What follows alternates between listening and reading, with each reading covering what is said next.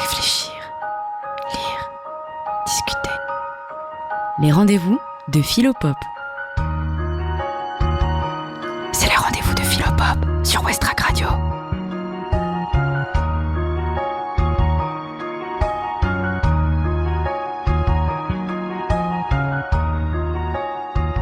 Les émissions des rendez-vous de Philopop ont essentiellement pour but de montrer comment la lecture d'une œuvre philosophique permet de réfléchir à une question d'actualité. Ce ne sera pas exactement le cas aujourd'hui, mais nous parlerons bien cependant de quelque chose qui est dans l'air du temps. Je veux parler du pessimisme.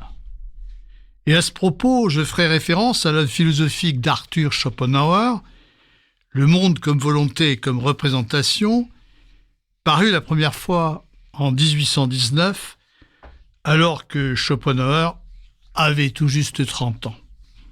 Alors les Havrais ne savent peut-être pas qu'à l'âge de 9-10 ans, Schopenhauer était venu vivre au Havre. Alors Schopenhauer est par excellence le philosophe du pessimisme. Bien sûr, il ne peut être question dans une émission dont la durée est entre 40 et 50 minutes de faire le tour de la philosophie de Schopenhauer. Mais on peut au moins essayer d'en présenter la démarche et d'expliquer en quoi elle est un pessimisme, sans se contenter de répéter des lieux communs sur l'auteur. Mais laissons Schopenhauer quelques secondes et demandons-nous ce qui nous fait dire d'un homme qu'il est pessimiste. C'est quelqu'un qui, comme on dit souvent, ne voit que le mauvais côté des choses, ou encore qui voit le verre à moitié vide quand l'optimiste le voit à moitié plein. On dit encore que c'est quelqu'un qui voit tout en noir. Tout, selon lui, ne peut aller que de mal en pis. En un sens, il n'a pas tort. On ne peut pas dire aujourd'hui que les conflits internationaux en cours, que le développement explosif des inégalités et des injustices, la menace de catastrophes climatiques qui risquent de rendre notre planète inhabitable, on ne peut pas dire que tout cela est de quoi lui donner tort.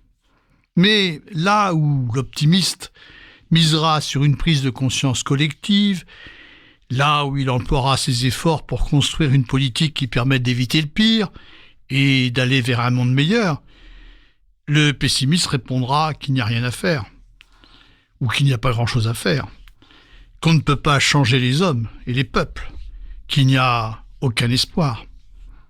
Le pessimisme ne croit pas au progrès. C'est pour lui une illusion. Et sans même évoquer la grande question du devenir historique de l'humanité, en restant même seulement sur le terrain de la vie quotidienne, la vision de l'existence exprimée par le pessimiste lui donne souvent bien mauvaise presse, bien mauvaise réputation.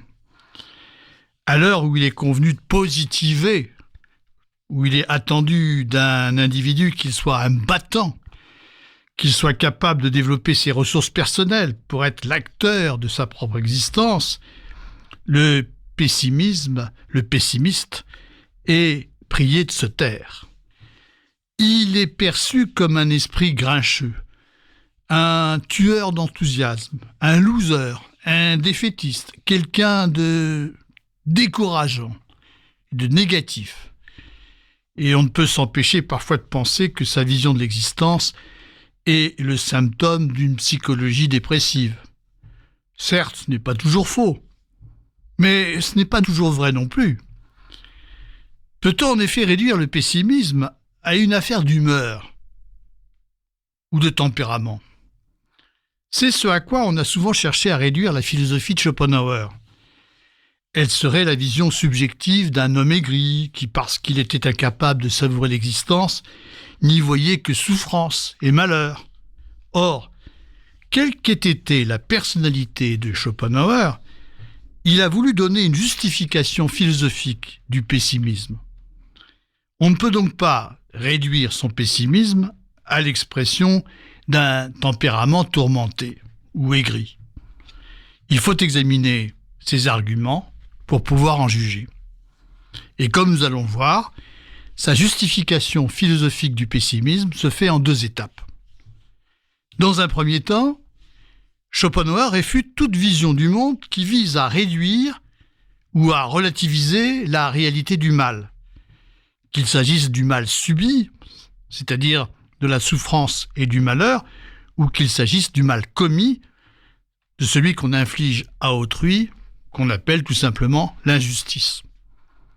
Donc dans ce premier temps, on verra que le pessimisme se constitue en opposition aux doctrines optimistes, comme celle du philosophe Leibniz, dont je vais parler tout à l'heure.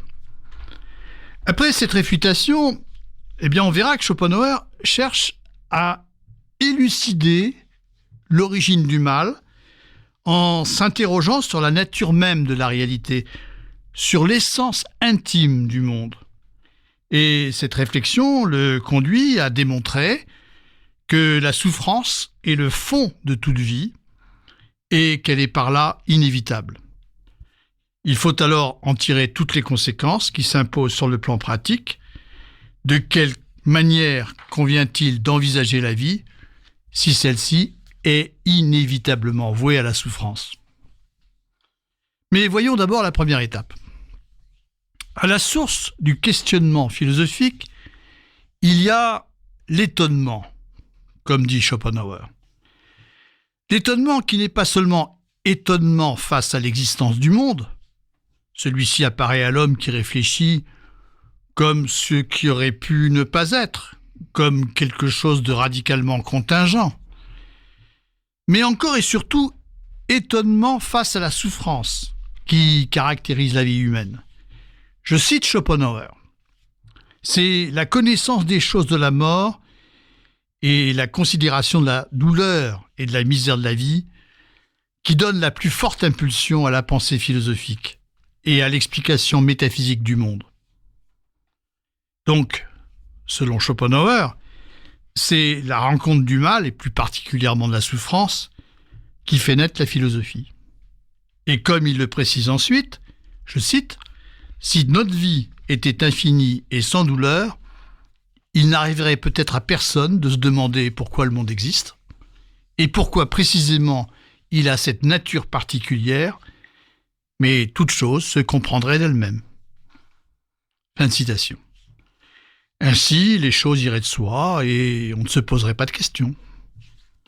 Mais si la rencontre du mal éveille à la philosophie, jusqu'à présent, les philosophes ont surtout évité sa confrontation, comme le constate Schopenhauer, ou du moins, ils l'ont esquivé, en cherchant à justifier son existence et par là à la relativiser. Telles sont ces doctrines optimistes, je reviendrai sur le terme, qui toutes, d'une manière ou d'une autre, justifient la présence du mal dans le monde, soit comme le philosophe Leibniz, philosophe de la fin du XVIIe siècle, en rapportant la présence du mal au dessein d'un Dieu providentiel qui a créé le meilleur des mondes possibles, soit en considérant le mal comme le moyen par lequel s'accomplit le progrès de l'histoire, l'avènement de la liberté humaine dans le monde, et c'est ici la philosophie de l'histoire du grand philosophe Hegel, contemporain de Schopenhauer, puisqu'il vit lui aussi au XIXe siècle. Alors pour Schopenhauer, l'optimisme philosophique, quelles qu'en soient les versions, est une doctrine qui est à la fois illusoire et fausse. Alors par optimisme, qu'est-ce qu'il faut entendre? Il faut en dire quelques mots. L'optimisme ne se réduit pas ici à la vision d'un tempérament qui est disposé à prendre les choses du bon côté.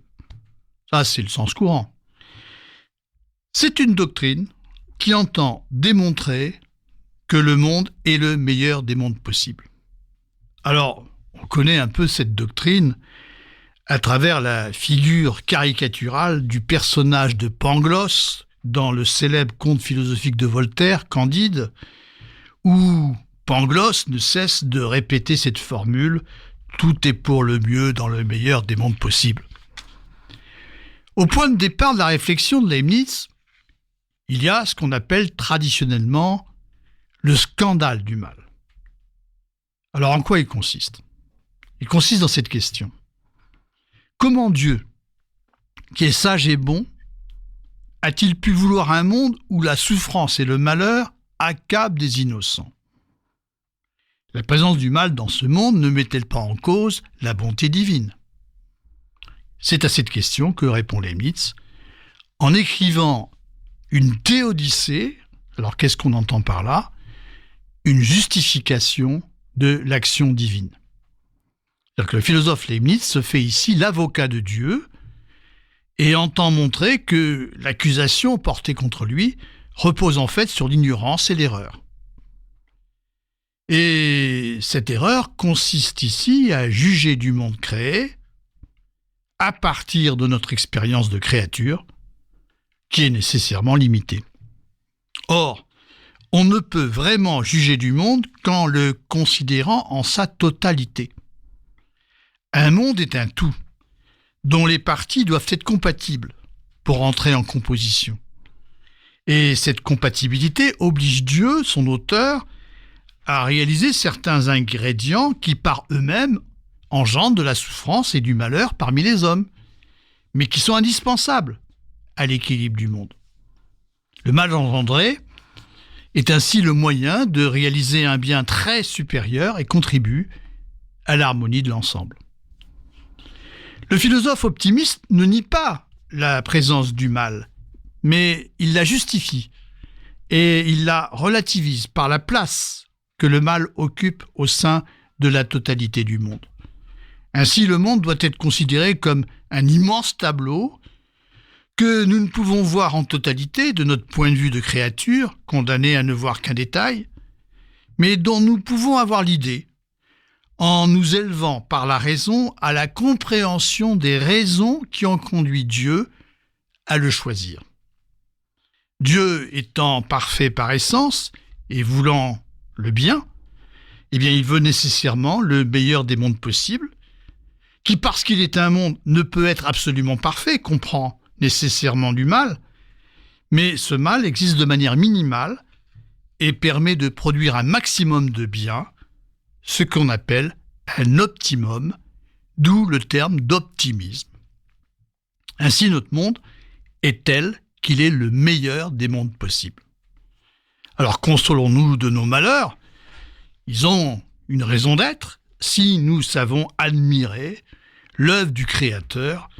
C'est la leçon en fait de ce grand philosophe qui s'appelle Leibniz. En quoi cette doctrine est-elle pour Schopenhauer une doctrine illusoire ? Eh bien, parce qu'elle repose, comme on va le voir, sur un usage illégitime de la raison. Et c'est le premier point de sa réfutation.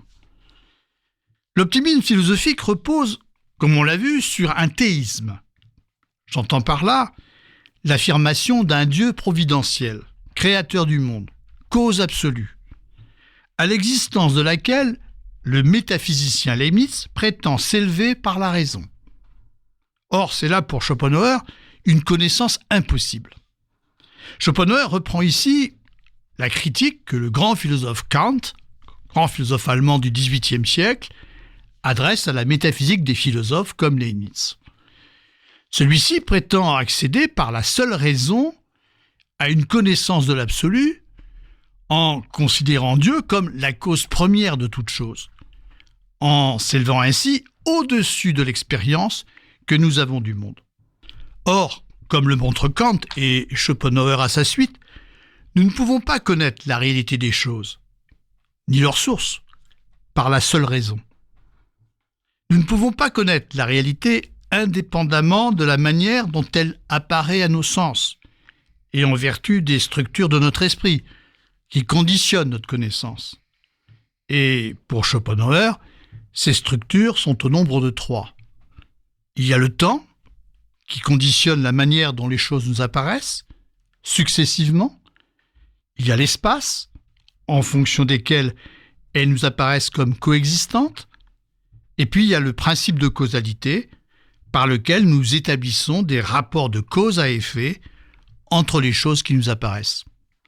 Quoi qu'il en soit, nous ne pouvons pas prétendre connaître les choses telles qu'elles sont en elles-mêmes, mais seulement telles qu'elles sont pour nous, comme phénomènes Et le mot phénomène signifie manifestation en grec, c'est-à-dire connaître les choses comme phénomènes, c'est les connaître telles qu'elles se manifestent à nos sens et en vertu des catégories de notre esprit.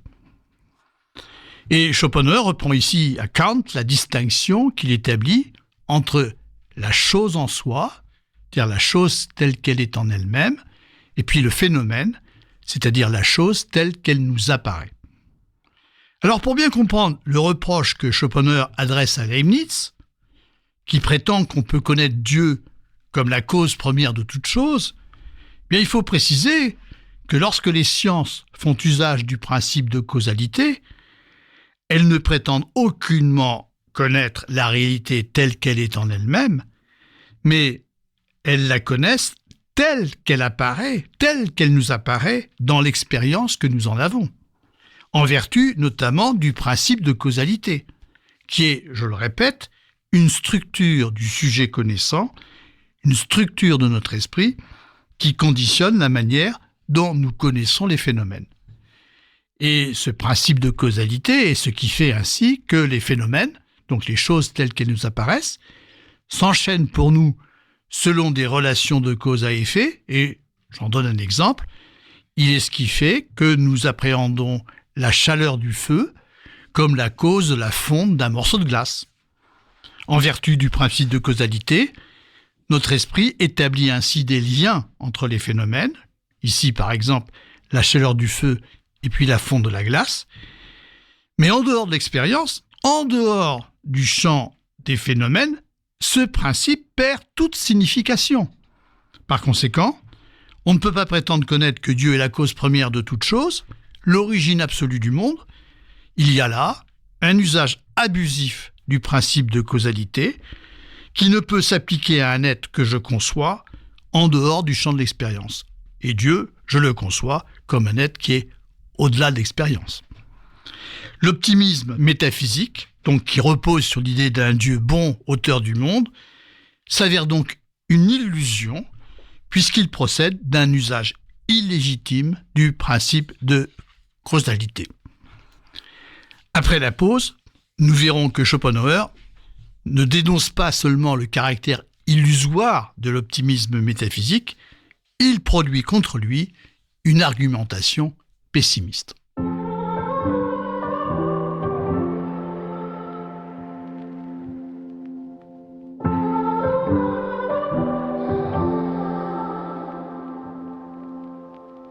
A broken heart is all that's left. I'm still fixing all the cracks. Lost a couple of pieces when I carried it home. I'm afraid of all I am. My mind feels like a foreign land. Silence ringing inside my head. Please carry me home. I've spent all of the love I saved. We were always a losing game. Small town boy in a big arcade. I got addicted to a losing game. Oh,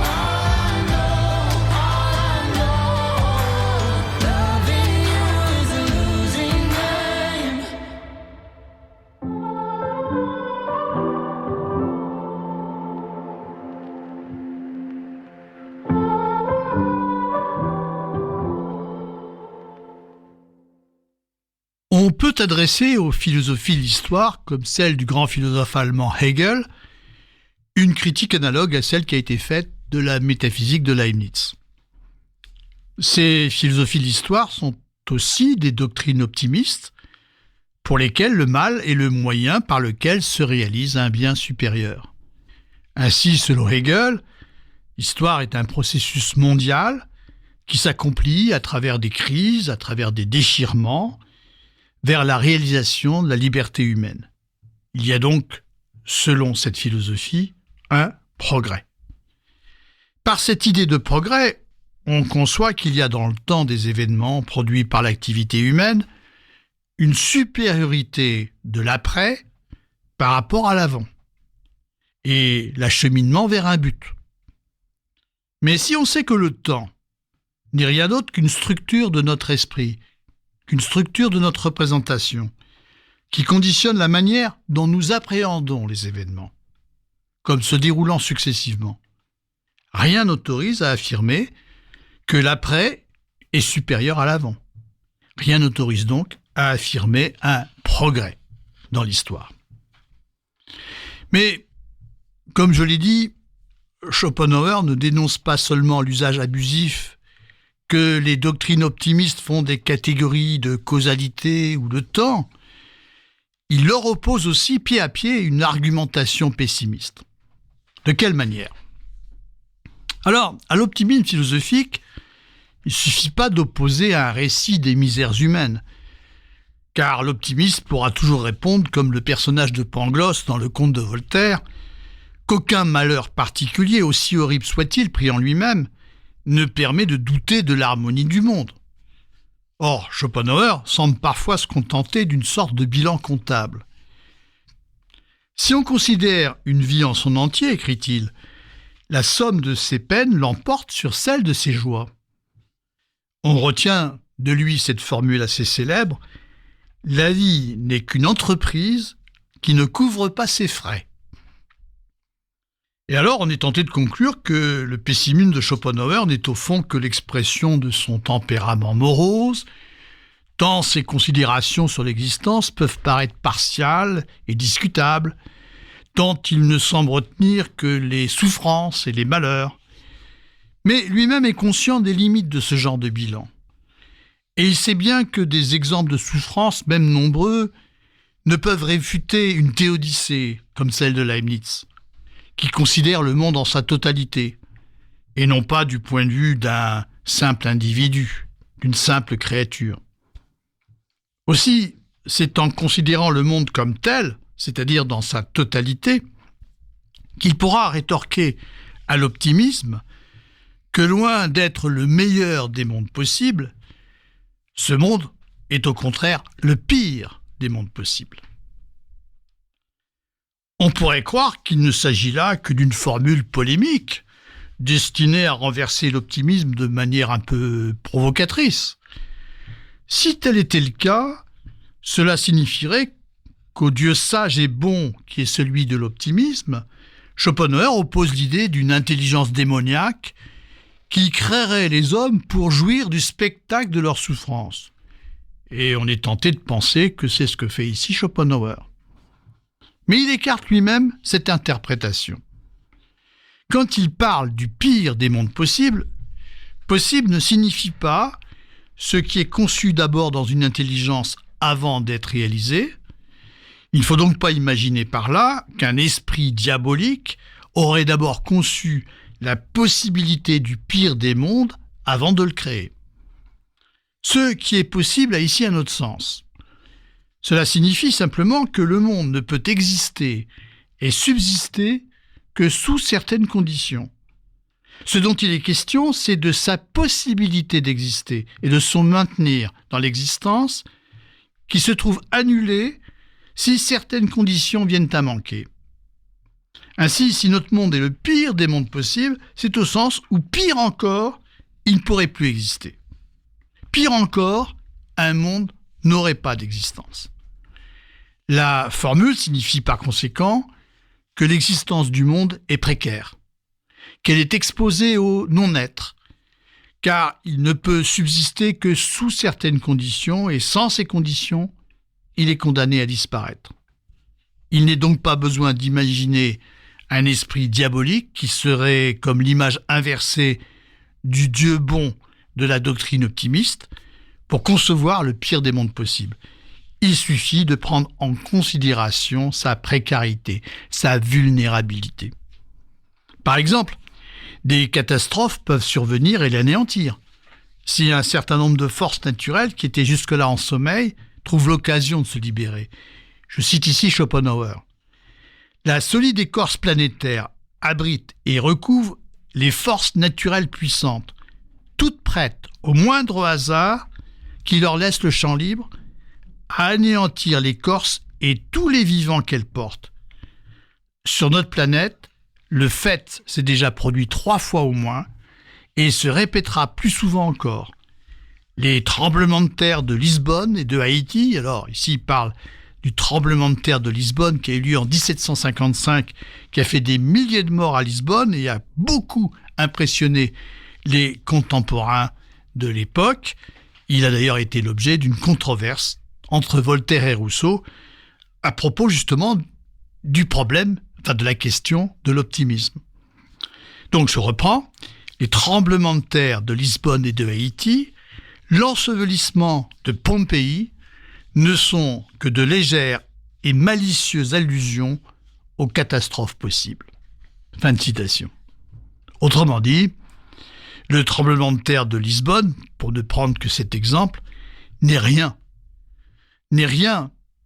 par comparaison avec les catastrophes qui se sont déjà produites il y a des millénaires et par rapport à celles qui pourraient se produire et qui pourraient anéantir toute vie sur Terre.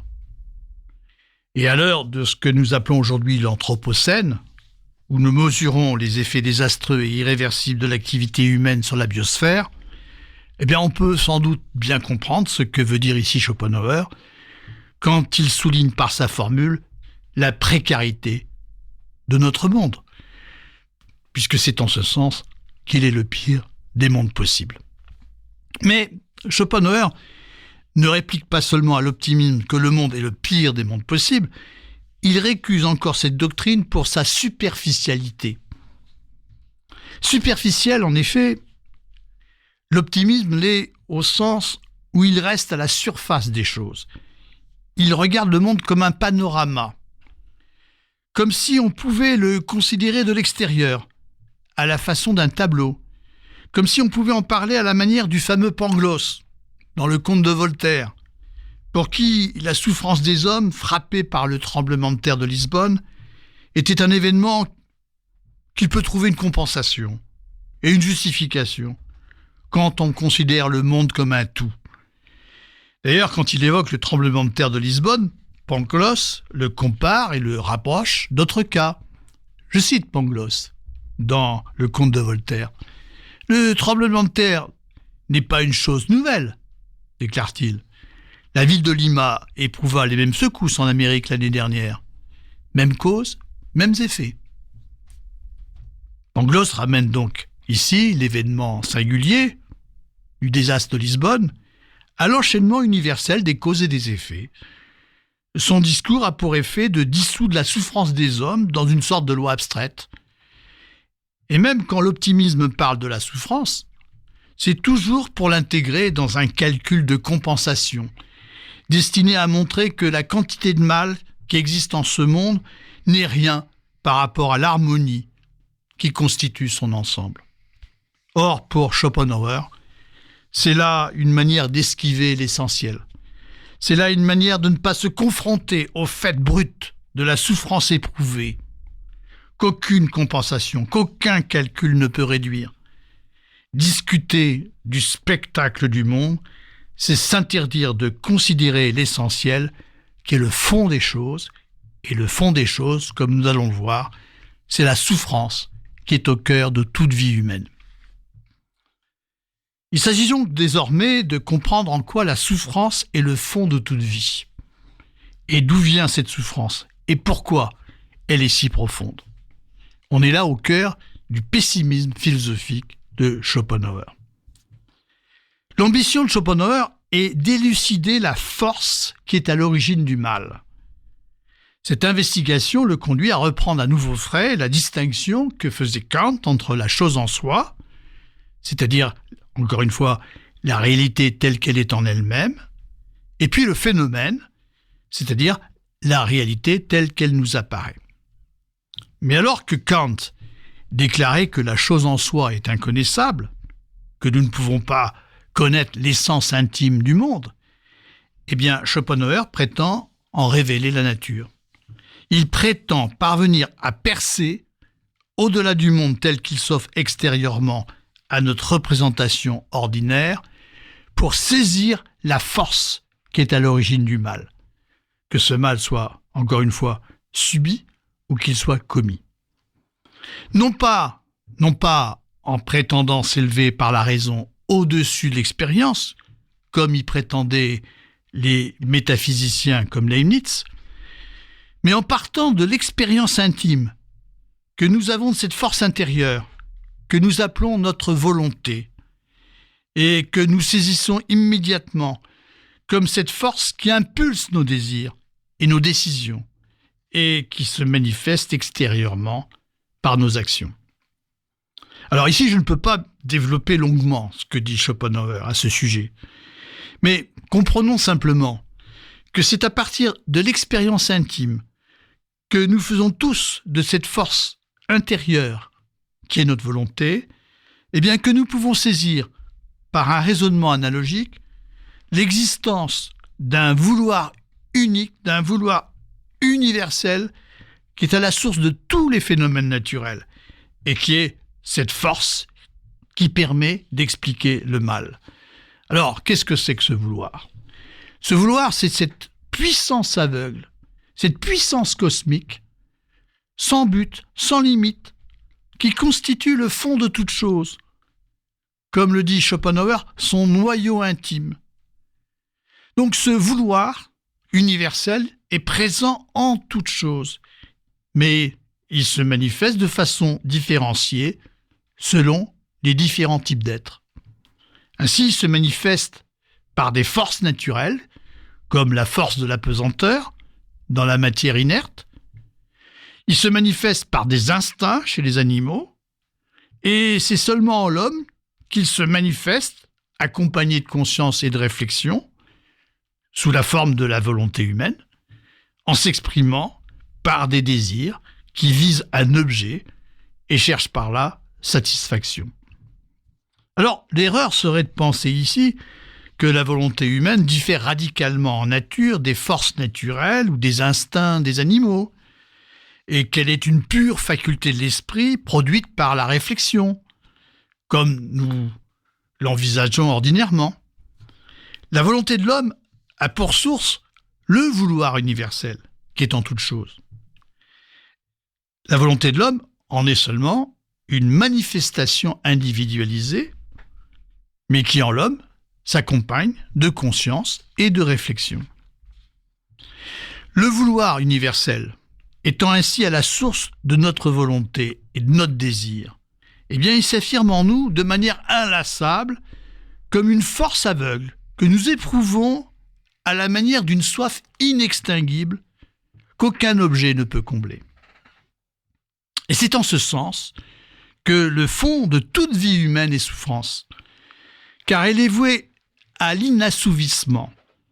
Elle est condamnée à une tension permanente. Il ne s'agit pas d'une souffrance factuelle, transitoire, engendrée seulement par les circonstances extérieures, ou qui pourrait être supprimée si l'objet du désir était obtenu, si son but était atteint. Non, il s'agit d'une souffrance essentielle, inhérente au désir humain lui-même, qui est inévitable et qui rend impossible toute plénitude.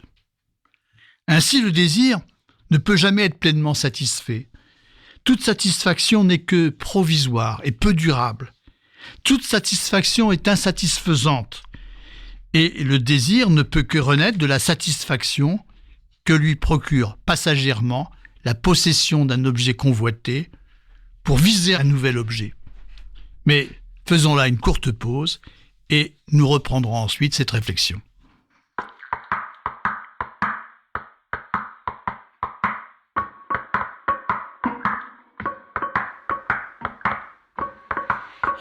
was alone in this house out there, far, far away. He sleeps with his eyes open. He was so sad last night in this house out there. He took my hand and whispered,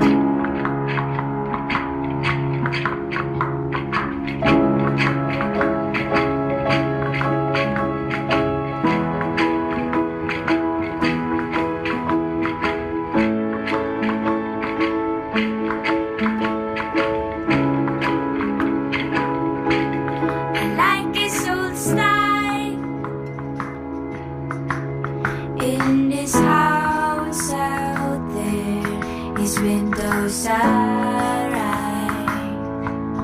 His garden is wonderful, but these waterfalls are tears come from him. He will fill this house. He takes my hand and whispers,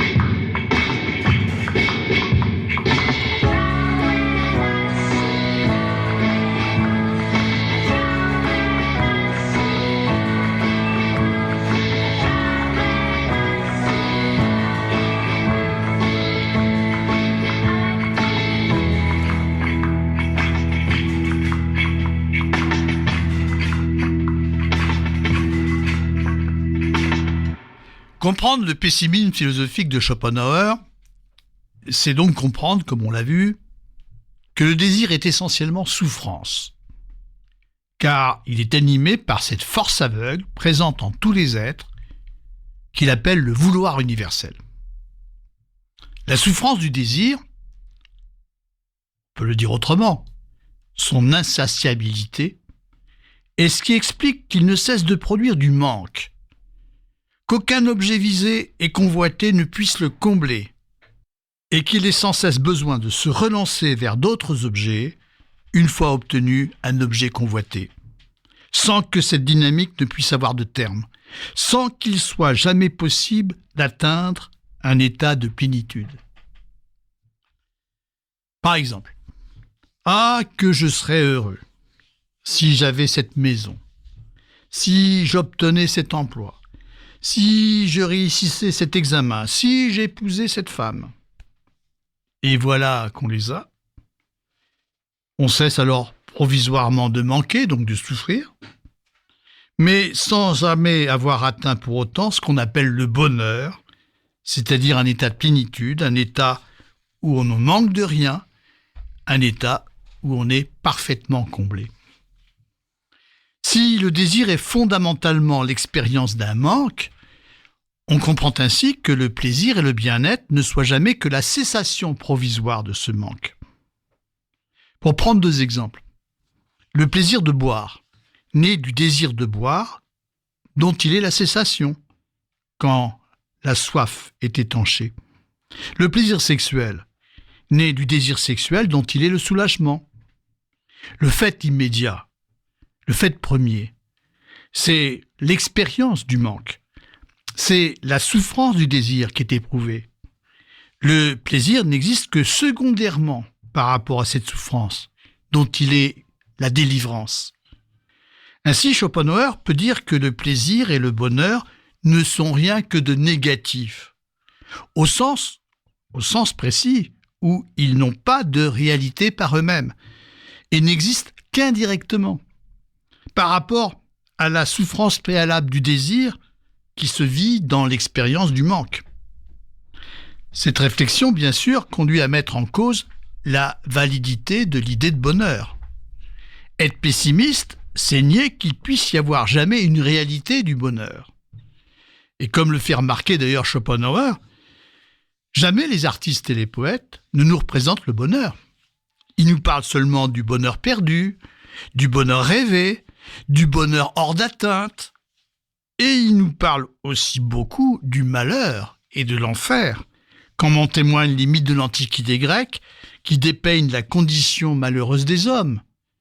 Ainsi du fameux supplice des Danaïdes, ces femmes condamnées à remplir sans fin un tonneau percé pour avoir assassiné leur mari, dont la condamnation est à l'image de la condition absurde de notre être désirant, de son impuissance à combler son désir, qu'il a besoin de relancer sans cesse vers de nouveaux objets, aussitôt qu'il est satisfait.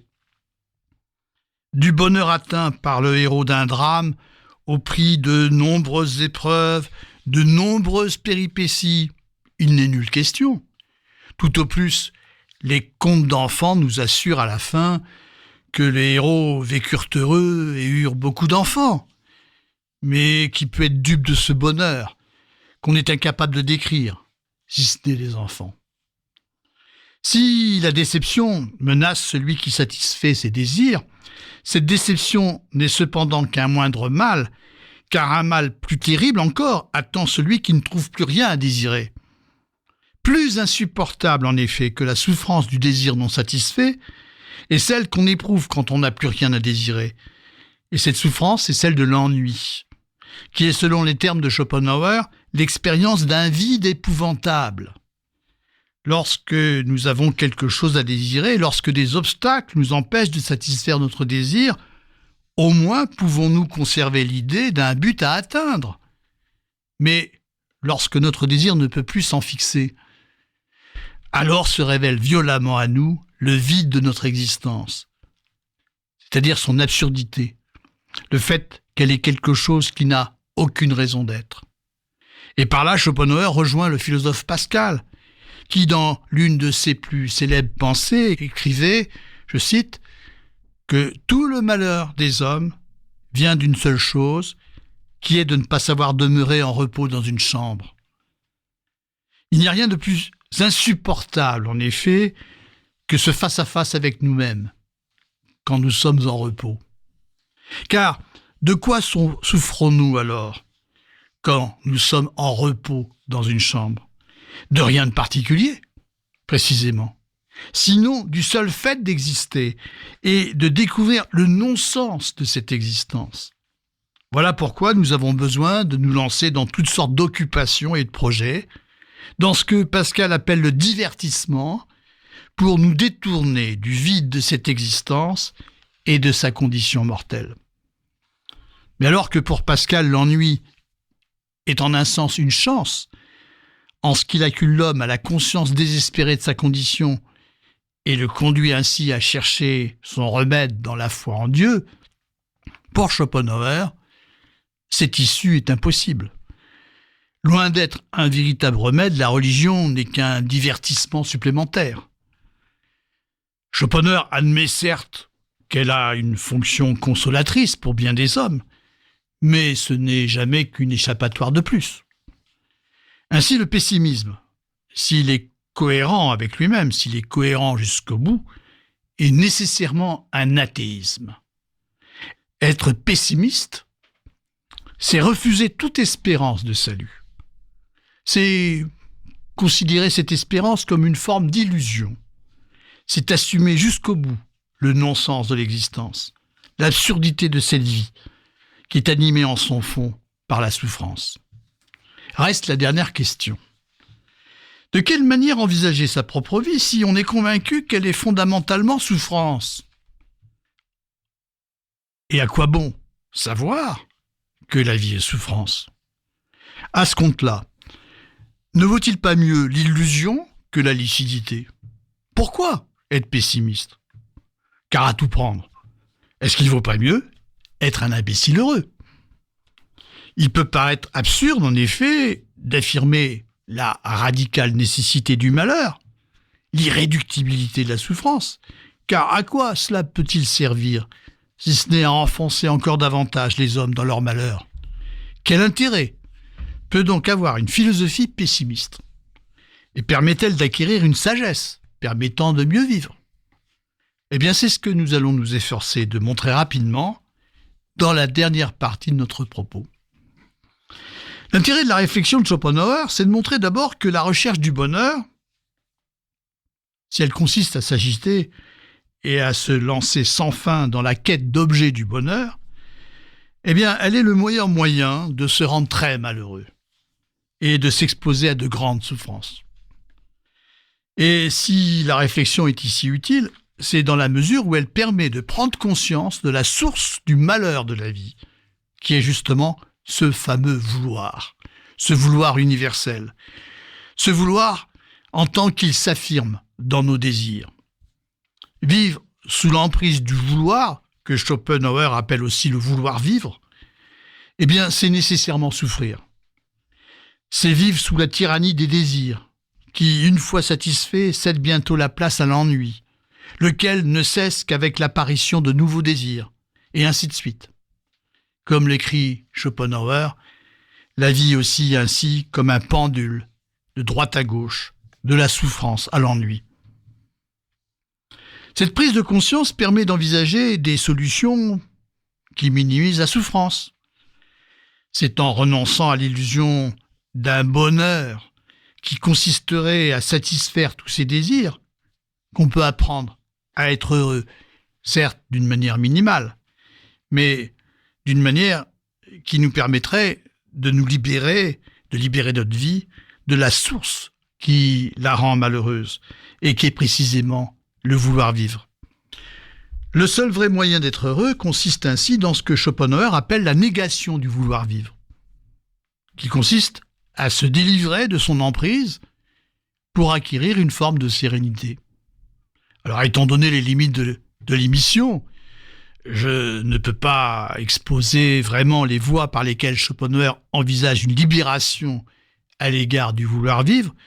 J'indique seulement qu'il y a parmi elles l'expérience esthétique, qui permet une délivrance au moins provisoire, et Schopenhauer consacre pas mal de pages dans son œuvre à une réflexion sur l'art.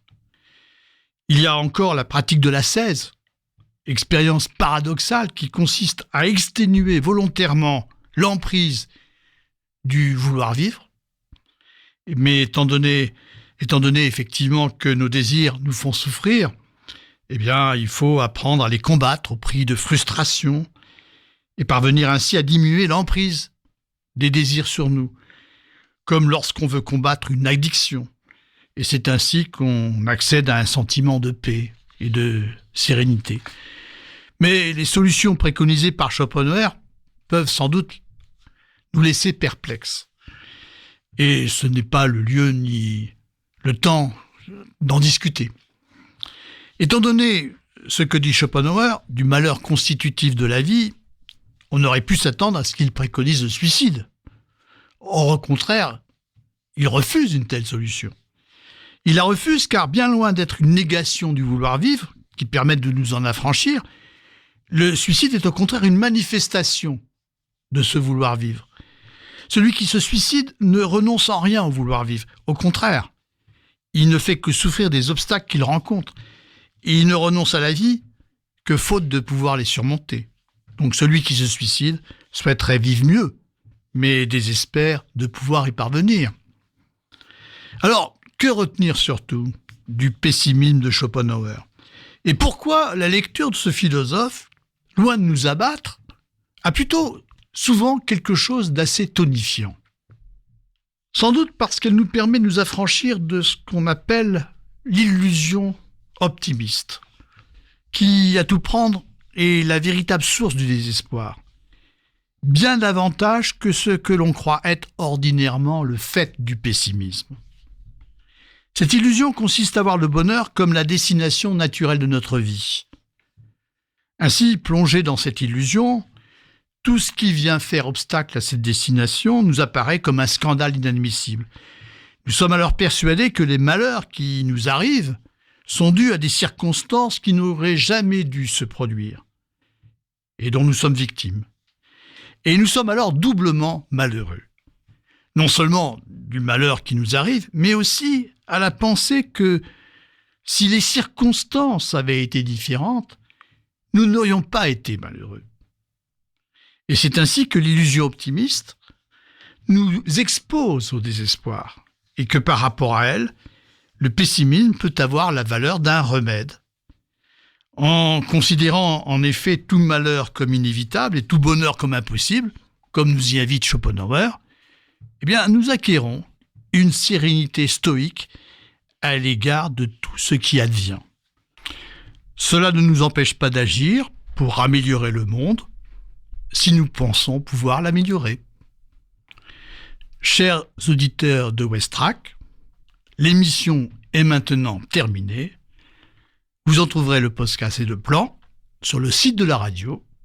À très bientôt.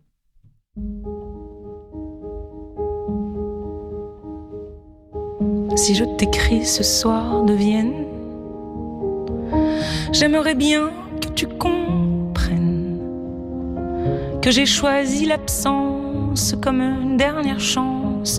Notre ciel devenait si lourd. Si je t'écris ce soir de Vienne, oh que c'est beau l'automne à Vienne. C'est que sans réfléchir, j'ai préféré partir et je suis à Vienne sans toi. Je marche, je rêve dans Vienne, sur 3 temps de valse lointaines. Il semble que les ombres tournent et se confondent, qu'ils étaient beaux les soirs de Vienne. Ta lettre a dû croiser la mienne. Non, je ne veux pas que tu viennes. Je suis seule et puis j'aime être libre, oh que j'aime cet exil à Vienne sans toi. Une vieille dame autrichienne, comme il n'en existe qu'à Vienne, me logeait dans ma chambre, tombe de pourpre et d'ambre, de lourdes tentures de soie. C'est beau à travers les persiennes, je vois l'église Saint-Étienne. Et quand le soir se pose, c'est bleu, c'est gris, c'est mauve, et la nuit par-dessus les toits. Que c'est beau, Vienne, que c'est beau, Vienne.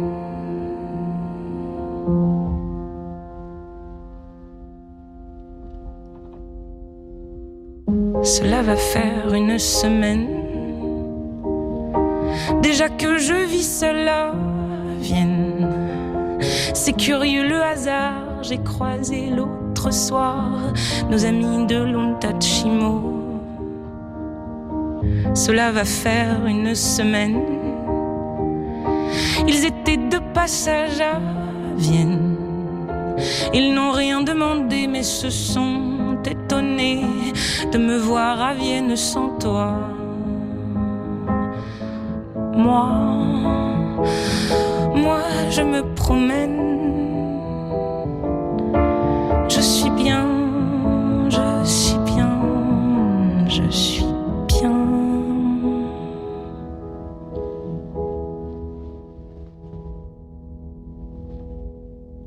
Et puis de semaine en semaine, voilà que je vis ça lettres se font rares, peut-être qu'autre part tu as trouvé l'oubli de moi. Je lis, j'écris, mais quand même, oh qu'il est long l'automne à Vienne.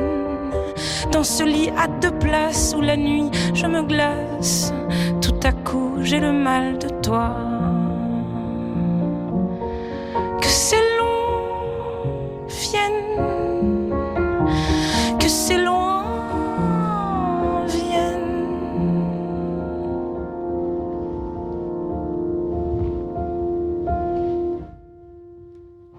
Si je t'écris ce soir de Vienne, tu sais c'est qu'il faut que tu viennes. J'étais partie, pardonne-moi, notre ciel devenait si lourd. Mais toi de Paris jusqu'à Vienne, au bout d'une invisible chaîne, tu me guettais, je pense, jouant l'indifférence, et tu m'as gardé malgré moi. Il est minuit ce soir à Vienne, mon amour, il faut que tu viennes. Tu vois, je m'abandonne, il est beau l'automne, et je veux le vivre avec toi.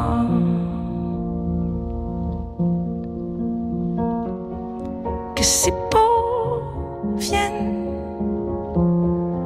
que c'est beau, Vienne, que c'est beau, Vienne, avec toi.